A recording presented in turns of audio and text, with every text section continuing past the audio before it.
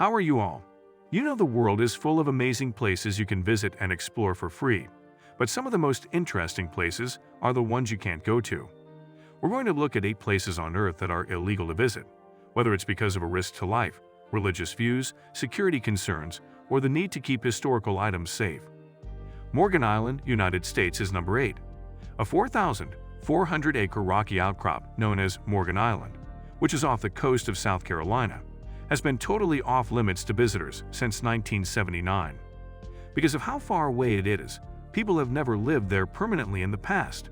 However, a group of free-living rhesus monkeys from Puerto Rico were moved there in that same year. The risk of disease spread means it's not safe to come into contact with them. The reason they had to be moved in the first place was because they were part of a study center, and there was a big problem with the spread of herpes virus infections. The National Institute of Allergy and Infectious Diseases runs and takes care of the island. Most of the island's more than 3,500 monkeys live in a tropical forest that is half on land and half in the water. Because the risk is so high, they are fed by a machine in a nearby building. Morgan Island, which is also called Monkey Island, is only ever visited by researchers. Those who are allowed to go have to stay in tight quarantine when they return to make sure nothing gets spread to the rest of the population. Snake Island, Brazil, is number 7. The banned island of Ilha da Queimada Grande is home to one of the most dangerous species in the world, so if snakes give you the creeps, this is the last place on Earth you want to visit. It is located about 20 miles south of Sao Paulo's coast. Despite the fact that the Brazilian government forbids anyone from visiting this dangerous place, a few brave people still go there. From far away, it looks like any other island in the area, but this 4.5 million square foot rock is the only place where the Bothrops insularis, also called the golden lancehead viper, is known to live. There are also a lot of them there. Some figures say that as many as 4,000 of these snakes look for food all over the island. The golden lanceheads can get up to 46 inches long, and their name comes from the way their heads are pointed. They are the most dangerous animals on the island, and even the Brazilian Navy stays away from it. The only time they venture there is to take care of the automatic lighthouse that was built quickly in 1809 before the workers ran away. It's not known for sure how the snakes got there, but the most popular idea is that they were caught when sea levels rose about 11,000 years ago. Due to their isolation on the island, snakes have the fastest acting and most dangerous poison of any snake in the world. If a person got bitten, they would need medical help right away because their skin would start to melt and they would likely die. The need to eat is the only reason why the vipers have become so dangerous. The only real source of food for them on the remote island is birds, but by the time most snake toxins would render them unconscious, they would be able to fly quite a distance, leaving the snake without a meal.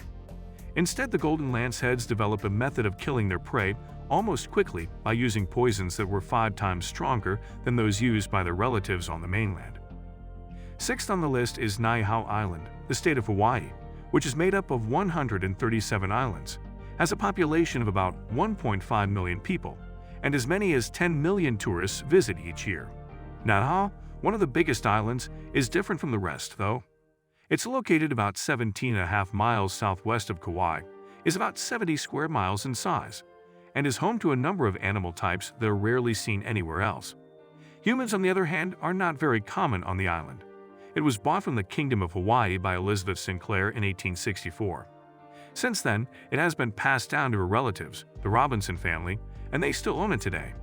Only family members, their cousins, members of the U.S. military, leaders from the Hawaiian government, and invited guests are allowed. Only a very small number of tourists and residents of Hawaii get to visit. There are air tours and sometimes hunting trips, but neither of these bring visitors into contact with the island's residents, and there is no place for anyone to stay overnight. Mezhgory in Russia is number 5. You may have heard that there are several abandoned towns or places around the world that are limited in terms of who can visit them. But what about one that works fully? That's the strange thing about Mezhgory, which is in the Russian Republic of Bashkortostan in the southern Ural Mountains. It is totally cut off from the rest of the world, despite having an estimated population of 16,000 people. It is thought to have been found in 1979, and it was made an official town in 1995. A number of top-secret Russian military projects are done there, and at a base hidden in the woods. It isn't able to keep it a secret because all of the residents are either employees or families of employees of the Russian government. From what we do know about the town, it's likely the place where Russia stored 73 nuclear weapons during the Cold War. There are rumors that it's where the country's Dead Hand project is, which is supposed to be able to automatically start a nuclear attack on the rest of the world. The less known about the town, the more rumors are spread about it, such as the fact that it is where the Russians keep evidence of the existence of aliens and are making the next generation of weapons that can kill a lot of people. No regular citizen or visitor will be able to find out the truth, no matter what it is, because if you get too close without permission, you'll be met with the barrel of a gun and told to back off. Diego Garcia Island comes in at number 4. Diego Garcia Island is one of the most contentious in the world in terms of who can access it after first coming under British rule after the Napoleonic Wars and being located in the Chagos Archipelago, which is about 1,100 miles from the southern tip of India in the Indian Ocean. There were about 924 people in the population in 1966, most of whom were farmers. But between 1968 and 1973, the British government made them all leave the island so that a joint US-British military base could be built. Most of the people were sent to the Seychelles and Mauritius, and the US built a huge naval support facility that is still in use today.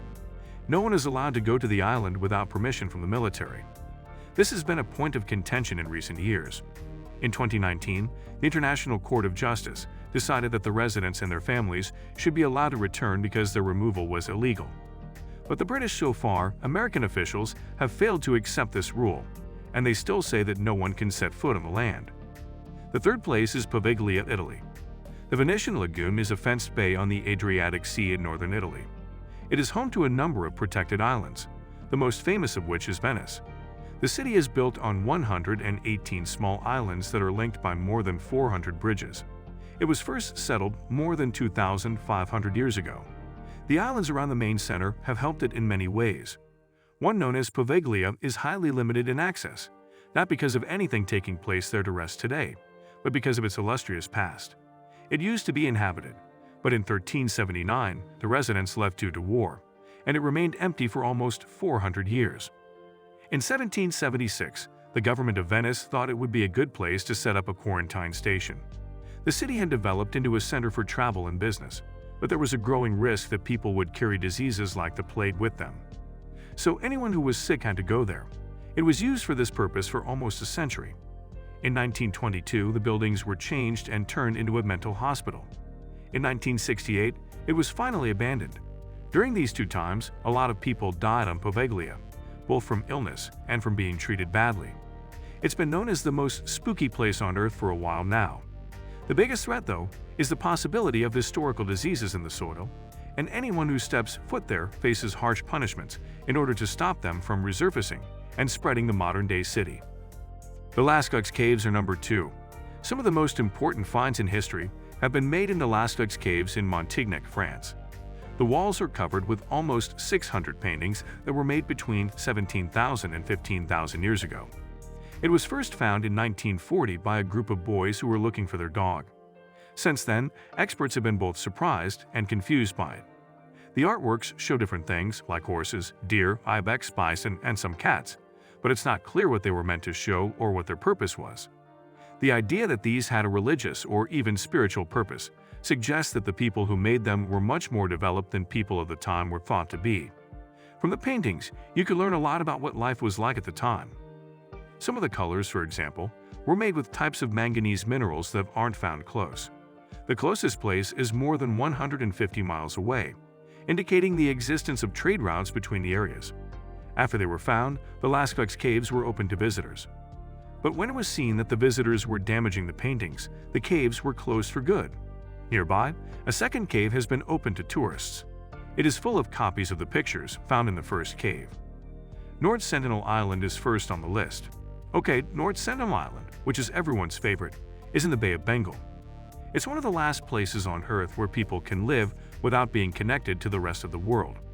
The tribe known as the Sentinelese has lived there for nearly 60,000 years, and they dislike visitors. The island is clean and hasn't been changed by machines. It is covered in thick forests, and the beaches along the coast are full of life and haven't been explored yet. Any attempts at contact have been met with violence by the indigenous people, who have been seen shooting arrows at low-flying planes and helicopters. They were seen shooting arrows at rescue planes even after the 2004 tsunami, which was seen as evidence that the tribe had survived and should be left alone. Very little is known about the Sentinelese people because of their isolation. They are hunters and gatherers who move around and live in different parts of the island based on where they can find food. Between 150 and 500 of them are thought to live there. Attempts to make contact in the 1970s and 1990s were met with arrow fire, and 2 fishermen who spent the night in their boat near the island were killed while they slept.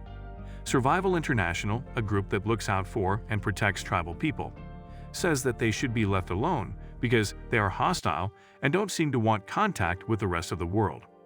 Their lack of contact with other people will also make them subject to common diseases to which they have no immunity.